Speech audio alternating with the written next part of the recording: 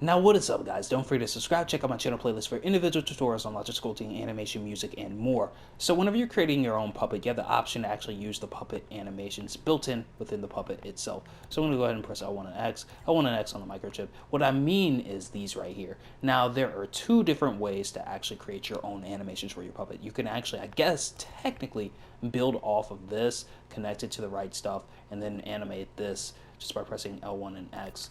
You can also just press L1 and square on your puppet and then pretty much click these right here and quickly edit it. It'll bring you to the same menu pretty much. But this makes it harder to actually make puppets. So as you can see, this right here, it has its own joints and connections, its own joints and connectors and stuff like that. So this has a different set of joints and connectors, which makes this a little bit different than this, which is why sometimes you won't want to use this, because it'll be based around these joints and connectors and the build of this instead of the build of something else. Now I found it interesting because this guy actually used this model to actually base it around his procedural walk and stuff like that, his walk cycle, his run cycle, but you do not have to do that. You see, Dreams actually has its own little method of actually turning that off for you, and it actually recommends it too. So let's hover above this and see what I'm talking about. When on, procedural animations is used, i.e. animations the puppet does automatically like breathing or looking. Most commonly you turn this off when you've added your own animations or poses. So what does that mean? How do you actually turn this off? Well, I guess you just click on it, of course, but what do you do after you turn it off?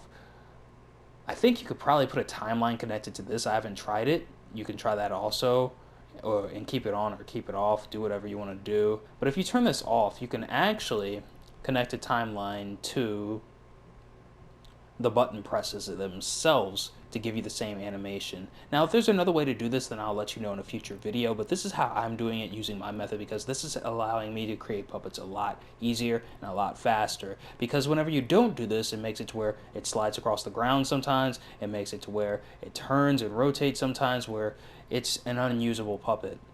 So you'll need to know my single button press tutorial. It should have popped up within this video somewhere. If it didn't, then it'll pop up at the end. Single button presses are pretty much whenever you're actually using the controller sensor. So let's say we're on remote control and we press a button. See how it's held down as X? You don't want that to happen. You want it to see, you want the game to see it like this, not like this.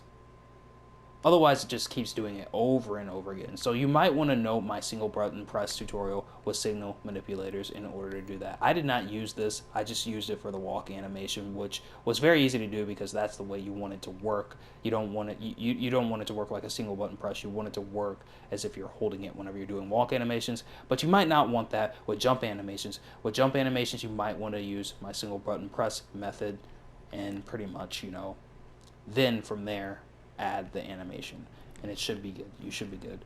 So here we are. I'm going to go ahead and delete everything from this, connect that to this, and hopefully I didn't delete anything that was wrong. It doesn't seem like I did. As you can see, he's walking now that I'm, you know, doing the thing. And this is very easy to do with any type of game using this tutorial. You can check out my animation tutorials. That will probably pop up in this video also, like how to make run animations, how to use keyframes, all that great stuff. And you'll have to do all this pretty much and putting it in the timeline. So you run one leg, you run the other leg, left, right leg. And it's pretty much like Photoshop, layers in Photoshop. You have one leg, you have the other, you have your run pose right here, and then you have your arms going back and forth. You can see how it's layered like Photoshop, and that's pretty much how you do it. But you want it to look perfect. You want to get it exactly right. Otherwise, the animation won't turn out right, and it'll look wrong to the gamer. So you can check out that tutorial also. So let's go ahead and test this out and see if I even know a little bit of what I'm talking about.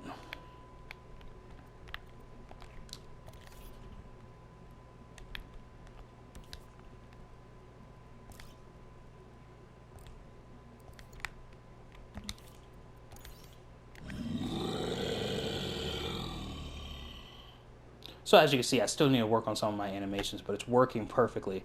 Now you can get the animations to actually fit the feel of the character by going here, pressing L1 square on your character, and then messing around with these options right here, such as the jump height, how fast it runs, and you can even mess with the slidiness of it to make it more like a skateboardy type character. You can mess with the T-Rex spread, that pretty much makes it more like the T-Rex, and stride, and all that great stuff. And this is pretty much how you do it.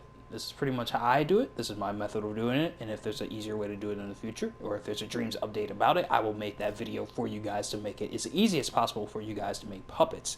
Thank you guys so much for watching. Don't forget to subscribe. Check out my channel playlist for individuals who are on logic, sculpting, animation, music, and more. And peace out. Again, my single button press tutorial is pretty much called single button press release. You can look that up and you'll figure out how to do that also.